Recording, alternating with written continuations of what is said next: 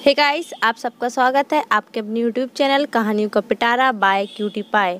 आज के हमारे कहानी का टाइटल है खत। आज मैं आपको कहानी सुनाने जा रही हूँ एक शायर की, जो पूरी तरह अपने दुखों से गुमनामी में डूब चुका था। आदित्य लखनऊ का रहने वाला था। कहने को तो एक प्रसिद्ध शायर था। दिन रात अपने किताबों और शायरी में लगा रहता था। जब एक शायर है तो उसका अंदाज भी शायराना हो। तो एक छोटी सी शायरी, मैं कुछ लिखूं और उसमें तेरा अक्स ना हो, मैं कुछ लिखूं और उसमें तेरा अक्स ना हो, उफ ये तो तौहीन होगी मेरे मोहब्बत की। आदित्य के मन में कुछ था जिसके कारण वह उदास रहता और अपनी इसी उदासी को वह शायरी का नाम देकर कागजों पर उतार देता था। उसके जिंदगी में अब कुछ भी बाकी नहीं था खोने को। उसके परिवार वाले पहले ही साथ छोड़ चुके थे, अब दोस्तों ने भी साथ छोड़ दिया था। एक दिन आदित्य अपने कमरे की कुर्सी पर बैठकर कुछ सोच रहा था। तभी अचानक से उसके मन में जाने क्या विचार आया। वह तुरंत उठकर खड़ा हो गया और अपने मन में आए विचार को शायरी का रूप देकर उसने किसी अनजान पते पर भेज दिया। आदित्य नहीं जानता था कि उसका खत किसको मिलने वाला है। आदित्य इंतजार कर रहा था उस खत के जवाब का। उसका खत पहुंचा एक ऐसी लड़की के पास जो मन से चंचल स्वभाव की थी, सीधी सादी, जिसका नाम था नंदिनी। नंदिनी एक विधवा आश्रम में रहती थी। उसकी शादी उसके घर वालों ने बहुत कम उम्र में कर दी। उसके पति की मौत हो चुकी थी। घर वालों ने भी उससे रिश्ता तोड़ लिया था। इस दर्द भरी दुनिया में कोई नहीं था उसका। यही आश्रम में काम करती और यहीं रहती थी। नंदिनी को जब आदित्य का खत मिला तो उसे पहले कुछ समझ नहीं आया, क्योंकि इस दुनिया में उसका कोई नहीं था जो उसको खत लिखे।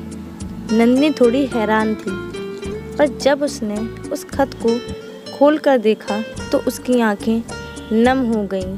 खत में शायर की उदासी और दुख साफ झलक रहा था। उसके एक एक शब्द मानो उसके दुखी दिल से निकले हों। उस खत में बहुत दर्द छिपा था। नंदिनी को उस दुख का अनुभव हुआ, क्योंकि कहीं ना कहीं ऐसा ही दुख नंदिनी के जीवन में भी था। नंदिनी ने उस खत को पढ़कर अपने पास रख लिया।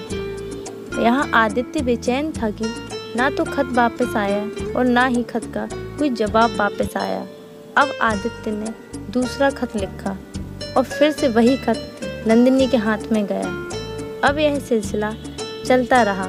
आदित्य खत लिखकर भेजता रहा और नंदिनी उस खत को पढ़कर खुश हो जाती और उसके सारे खत अपने पास ही रख लेती। एक दिन आदित्य ने उस खत में अपने बारे में सब कुछ लिखकर भेजा और यह भी लिखा कि जो इस खत को पढ़ता है वह भी अपना नाम और पता अपने बारे में सब कुछ लिखकर भेजे मुझे।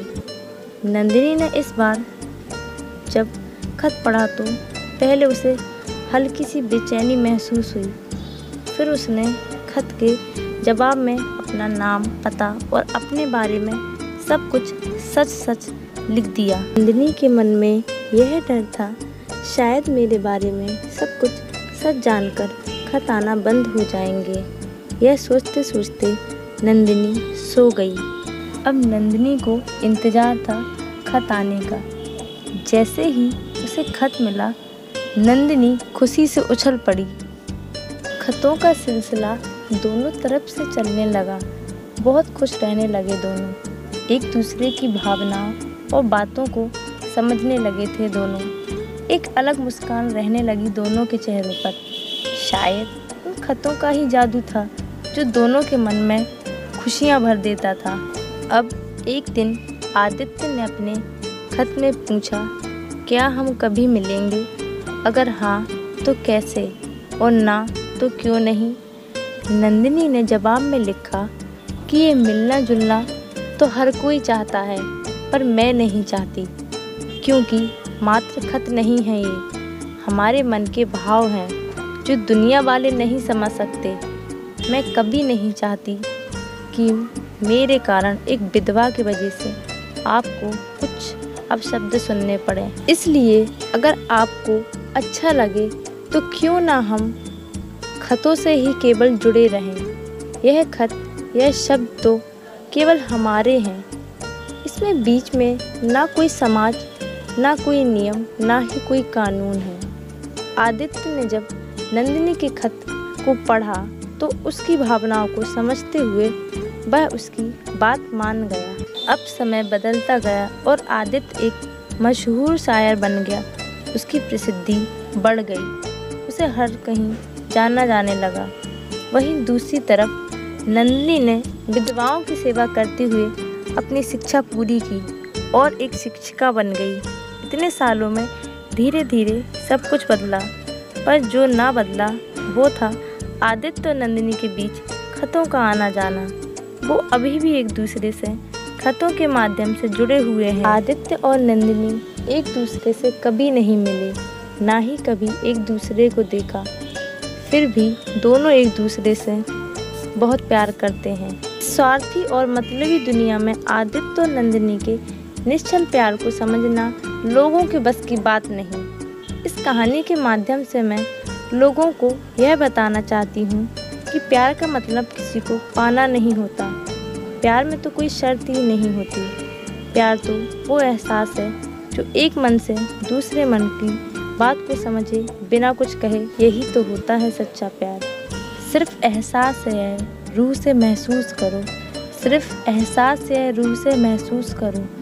प्यार को प्यार ही रहने दो, कोई नाम ना। बस इतनी सी थी आज की हमारी कहानी खत। तो बताइए आप लोग कमेंट करके कैसी लगी आप लोगों को ये कहानी। मिलते हैं अगली स्टोरी में, जब तक के लिए बाय बाय। तो गाइस लाइक, कमेंट, शेयर और सब्सक्राइब कर